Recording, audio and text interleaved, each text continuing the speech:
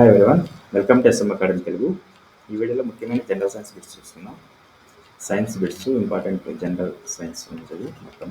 Late చేయకుండా వీడియోలోకి ఈ కింది వారిలో ఏ హార్మోన్ స్టెరాయిడ్గా పనిచేస్తుంది? సో స్టెరాయిడ్గా పనిచేసే హార్మోన్ ఏదైనా ఉంటుందో ఆప్షన్ చేసేసి oxytocin, insulin, glucagon, oestrogen. Correct option వచ్చేసి మనకి ఈస్ట్రోజన్ వచ్చేసి మనకి స్టెరాయిడ్గా కూడా పనిచేస్తుంది అనమాట. నెక్స్ట్, విటమిన్ ఏ మరియు విటమిన్ సి పుష్కలంగా లభించే కూరగాయలు. సో కూరగాయలలో మనకి విటమిన్ ఏ మరియు విటమిన్ సి రెండు కూడా లభించేది ఏదైనా అడుగుతున్నాడు. టమోటా, ఉల్లిగడ్డ, బెండకాయ, బంగాళదుంప ఆప్షన్లు ఉన్నాయి.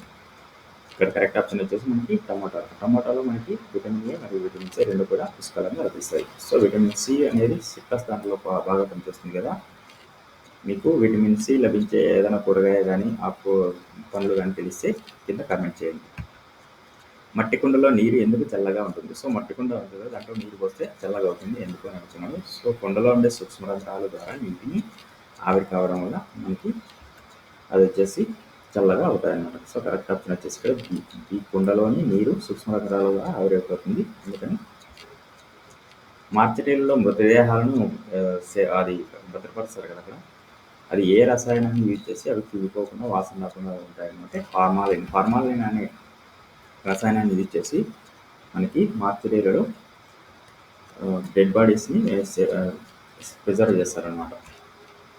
పాలిష్ చేసిన బియ్యం తినడానికి ఏ విటమిన్ లోపిస్తుంది? సో పాలిష్ చేసిన బియ్యం తింటే ఏ విటమిన్ మనకి లోపిస్తుంది అని అడుగుతుంది. సో కరెక్ట్ ఆప్షన్ వచ్చేసి మనకి ఇక్కడ విటమిన్ బి. విటమిన్ బిలో కూడా 8 రకాలు ఉన్నాయి కదా, అందులో B1 వెరీ వ్యాధి అనే వ్యాధి కలుగుతుంది. ఇక్కడ థైమిన్ అనేది విటమిన్ B1 యొక్క రసాయనం. కరెక్ట్ ఆప్షన్ విటమిన్ బి లభిస్తుంది. ఈ కింది వాటిలో పాలలో ఉండే చక్కెర ఏది? సో పాలలో ఉండే చక్కెరని మనం ఏమని పిలుస్తామంటే ఆప్షన్ వచ్చేసి sucrose, fructose, starch, lactose.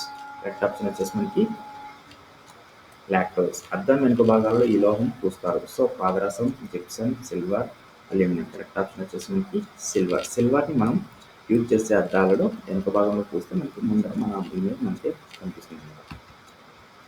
Sodium లోహాన్ని నీటిలో వేస్తే ఏం జరుగుతుంది? సో సోడియం ఉంటుంది కదా, దాన్ని నీటిలో వేస్తే మనకి మంటలు కలుగుతాయి అన్నమాట. సో మంటలు వస్తాయి. సోడియం అనేది నీటిలో తేలుతూ మంటలు వస్తూ ఉంటాయి అన్నమాట. పైకి తేలుతుంది.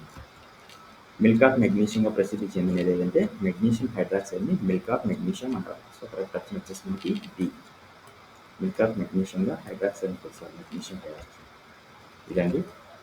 నెక్స్ట్, పాలలో స్వచ్ఛతను ఏ పరికరంతో కొలుస్తారు? సో పాలలో ఉండే purity of the milk is measured by what అంటే లాక్టోమీటర్. సో లాక్టోమీటర్ యూజ్ చేసి మనము ప్యూరిటీ ఆఫ్ వాటర్ని పాలని చెక్ చేసుకోవచ్చు.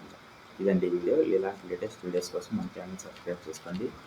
Please like, share and subscribe my channel. Thank you.